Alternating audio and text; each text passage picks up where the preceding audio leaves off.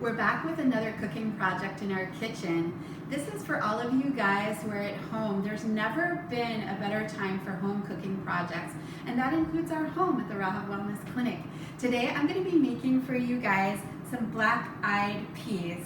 These have been soaking overnight. Look how cute they are, like this golden color with this little like black dimple, little wink of a dimple there.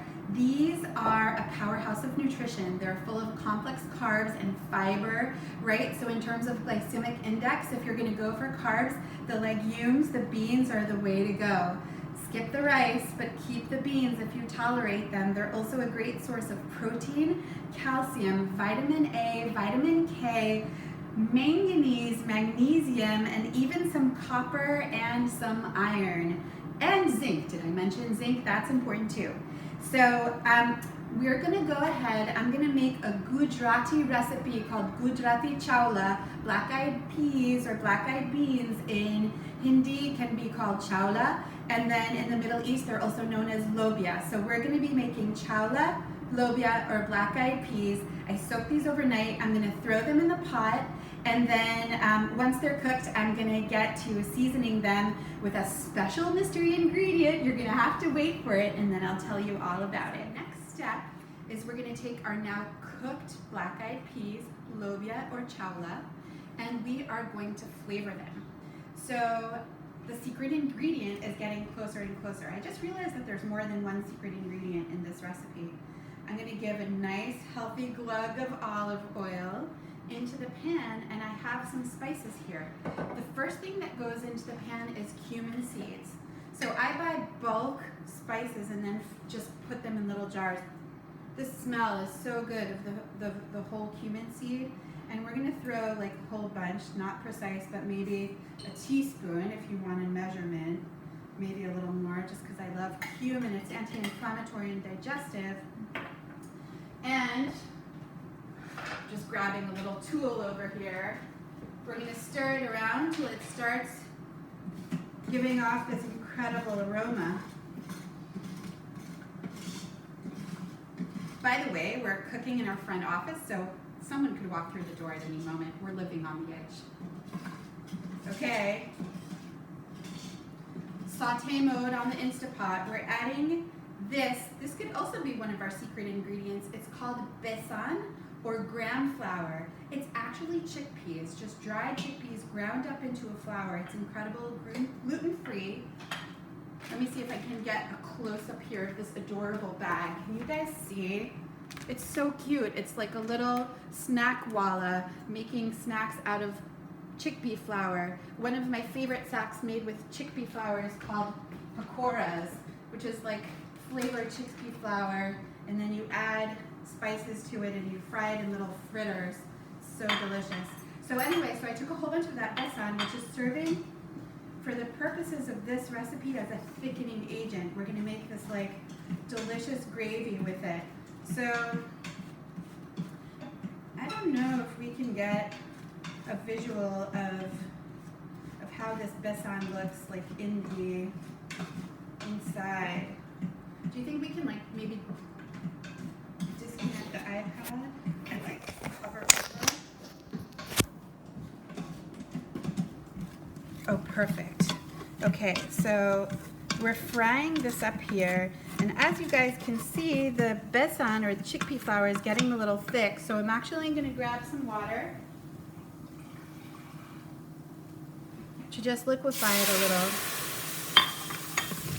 And then you can see it actually through this process turning into like a thick gravy-like consistency. It's almost like in Western cooking what you would call a roux, where you take flour and water, except this time we're using chickpea flour, which adds nutritional value, protein, and conveniently enough is gluten-free and vegan. Okay, so you can see now we're going to make this an even texture with our little cumin seeds smiling at us. And to this we're going to add turmeric, red chili,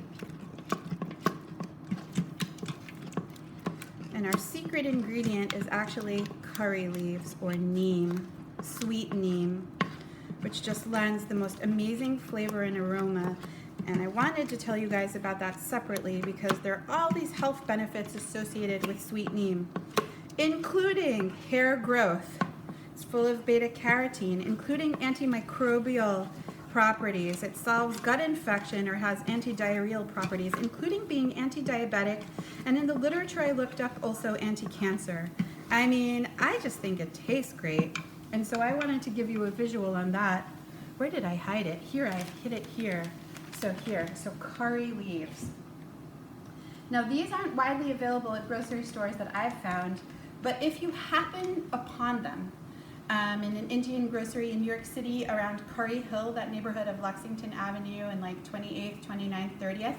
You can definitely find it in grocery stores there.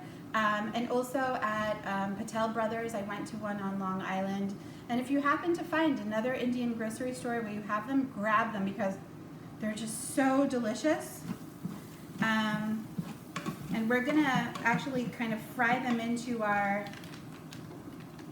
gravy here. I'm going to add a little more oil just because I'm looking a little dry in this pot. And I'm doubling this recipe for Gujarati chawla. And you have this beautiful curry leaf, right? And I just put the leaves right in there. Oh, I swear, I find the smell of this just intoxicating.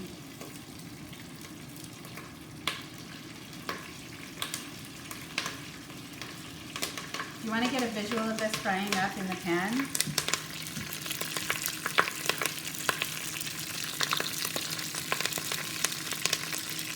I'm just going to use all of these leaves.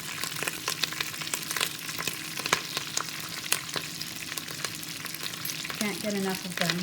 I've also heard this can be pressed into a juice. Pressed into a juice, it's used traditionally as an anti-diarrheal.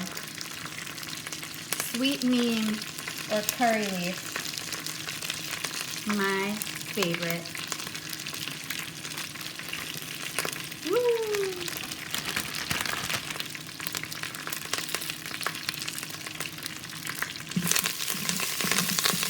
I had washed them before, so they're like sticking to the bag a little bit.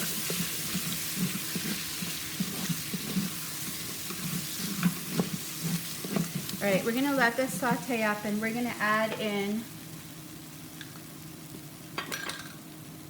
turmeric. Can you see? They're so bright, but you gotta watch out for your clothes. They'll stain forever. And then the recipe calls for chili. I didn't exactly have plain red chili powder. I have this blend of harissa. It has some other goodies in it. But I'm gonna use it anyway. Oh, this one is even, I have to open it. It's like brand spanking new. So a little improv here in terms of but this is full of paprika and red chili, and we're gonna just throw it right in. Look at these bright colors. So full of nutritional value, antioxidant. Our spices are just so amazing. All right, so we're gonna we're gonna take a little break while I stir this all up. As you can hopefully see, we have our pot full of black-eyed peas bubbling away, and the gram flour, besan, or chickpea flour has created this thick gravy. Can you see? So you can see that it's like this hearty dish. And I keep on talking about secret ingredients, but I feel like there's so many. So curry leaves was my favorite. But another key ingredient we have here, and let me just show you the package, is tamarind, right? So tamarind is this, can you see, like there's actually a picture of what the fruit looks like on the tree?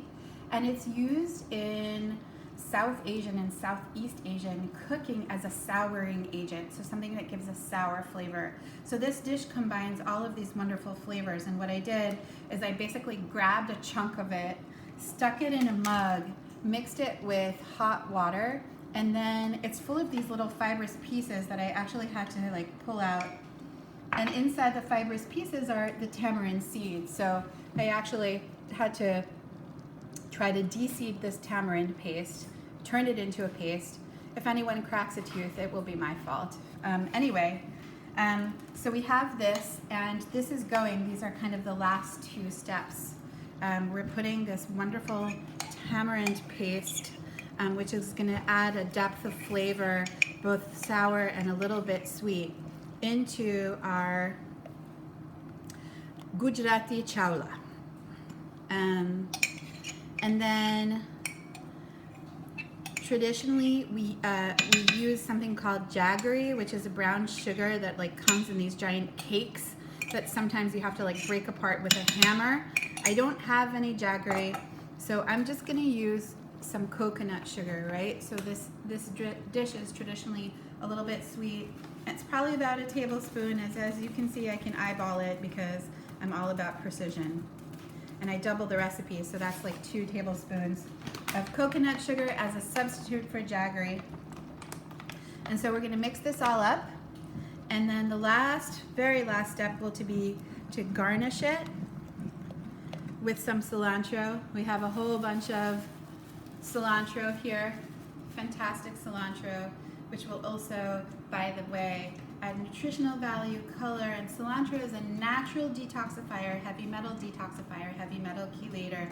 And so look at all the medicinal value we brought into one pot from all of these natural foods. So delicious, nutritious, detoxifying, antimicrobial, antioxidant, supportive of hair growth, anti-inflammatory with that turmeric. Wow. So stay tuned for the final image of our finished. So this is just our final shot. The gravy is here, it's been bubbling, and we just threw a whole bunch of cilantro that we washed and we just picked off the stems. It was actually a collaborative team effort. And have a look. I'm just gonna stir it in. Can you see? The yummy thick gravy. You can see the texture of the beans, the curry leaves. I just wanted to mention that if you don't have some of the ingredients, you can substitute out with other ingredients. Most people can get cilantro and parsley at the regular grocery stores. If curry leaves aren't available, just make it without curry leaves. Use what you have in your spice jar. Maybe you'll want to try it with another herb, but I think cilantro, you can dice onions to it, you can add chopped tomatoes, make it your own. But just the idea, again, of a one-pot meal that's nutritious, using what you have in your house is what I really wanted to introduce you to. So enjoy Gujarati chawla with curry leaves. We can't wait to